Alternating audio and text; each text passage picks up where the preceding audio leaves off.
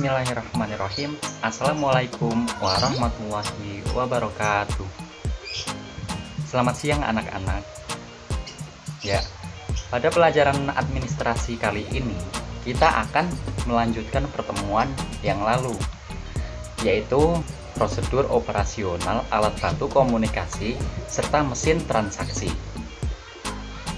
Berikut adalah kompetensi dasar dan tujuan pembelajarannya.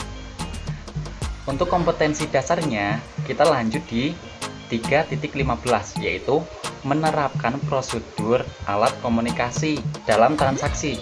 Kemudian 4.15, yaitu menggunakan alat komunikasi dalam transaksi. Untuk tujuan pembelajarannya adalah memahami prosedur alat komunikasi dalam transaksi dan menggunakan alat komunikasi dalam transaksi. Langsung saja kita mulai pembelajarannya ya. Pada minggu yang lalu, kita sudah mempelajari bagian pembahasan yang pertama, yaitu tentang alat bantu verifikasi dalam transaksi. Poin-poin pembahasan pada bab 1 yang sudah kita pelajari yaitu diantaranya pertama, pengertian alat bantu verifikasi, kemudian yang kedua, jenis alat bantu verifikasi dan validasi uang tunai, kemudian yang ketiga yaitu melakukan validasi, keempat, prosedur verifikasi alat pembayaran, dan yang terakhir yaitu perawatan dan pelaporan kerusakan alat bantu verifikasi. Nah, Bapak berharap banget kalian tidak melupakan pembahasan yang pertama ya nak ya, karena hari ini kita akan masuk ke dalam pembahasan yang kedua, yaitu alat komunikasi dalam transaksi. Langsung saja, komunikasi itu apa sih? Nah, komunikasi merupakan bentuk percakapan yang berlangsung atas dasar persamaan persepsi. Kemudian ada media komunikasi. Media komunikasi itu merupakan suatu alat atau sarana yang dipergunakan sebagai produksi, reproduksi, mengolah, dan mendistribusikan untuk menyampaikan sebuah informasi dari komunikator kepada sang khalayak. Sedangkan komunikasi pemasaran terpadu adalah ini, kegiatan yang berupaya memudahkan antara periklanan dengan alat-alat komunikasi pemasaran lainnya seperti humas, pemasaran langsung, promosi penjualan, serta event sponsorship untuk bisa bekerja bersama-sama. Selanjutnya, poin pertama, kita masuk ke poin yang pertama yaitu alat komunikasi tradisional, meliputi lonceng dan kentongan atau alat yang mengeluarkan suara. Kemudian yang kedua ada surat, ketiga ada merpati pos, keempat telegraf, kelima daun lontar, dan masih ada yang lainnya. Selebihnya bisa kalian baca sendiri di buku kalian masing-masing ya nak. Kemudian kita masuk ke poin yang kedua, yaitu etika dalam komunikasi bisnis. Dalam melakukan komunikasi, tentunya tidak terlepas dari etika berkomunikasi.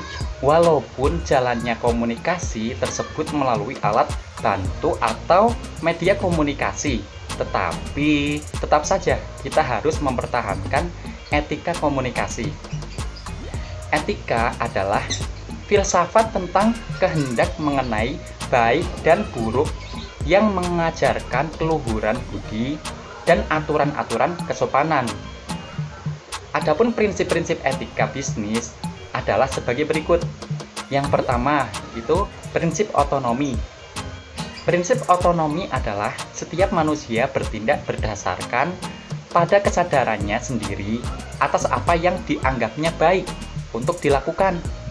Bertindak secara otonom adalah bebas untuk mengambil keputusan dan bertindak berdasarkan keputusan itu. Maksudnya seseorang akan melakukan hal yang dianggapnya baik. Kemudian yang kedua ya, yaitu adalah prinsip kejujuran.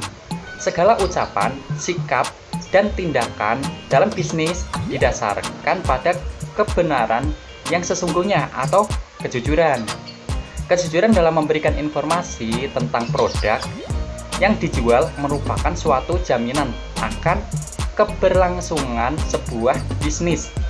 Berbohong adalah sikap yang pada nurani akan menimbulkan rasa berdosa, dan berbisnis dengan modal kebohongan suatu saat akan ketahuan. Kemudian yang ketiga, yaitu prinsip keadilan. Prinsip keadilan ini menjunjung tinggi adanya hak dan kewajiban di kedua belah pihak pelaku bisnis. Pelaku bisnis itu siapa? Yaitu penjual dan pembeli. Perlakukanlah pelaku bisnis sesuai dengan hak dan kewajiban yang harus diterimanya, supaya saling terjadi simbiosis mutualisme. Sedangkan yang dimaksud dengan etiket adalah cara-cara sopan santun atau aturan-aturan yang harus dipatuhi dalam pergaulan. Ada beberapa etiket dalam berbisnis, diantaranya yang pertama, hubungan primer, misalnya aturan hubungan antar karyawan dengan kolega atau partnernya, pekerja dengan pemimpin, atau pekerja dengan petugas pekerjaannya. Kemudian yang kedua, etiket hubungan sekunder, misalnya hubungan antara produsen dengan konsumen, atau hubungan produsen dengan produsen pesaing lainnya. Kemudian ada yang ketiga, yaitu etiket hubungan antara penjual dengan pelanggan, misalnya promosi dengan jujur, dan bersaing dengan sehat, memberikan servis, asuransi, dan lain-lainnya. Hal tersebut untuk mempertahankan dan menarik pelanggan. Kemudian yang keempat, yaitu etiket hubungan perusahaan dengan karyawan. Yang kelima, etiket hubungan antar bisnis. Keenam, etiket hubungan dengan investor. Ketujuh, etiket hubungan dengan lembaga-lembaga keuangan.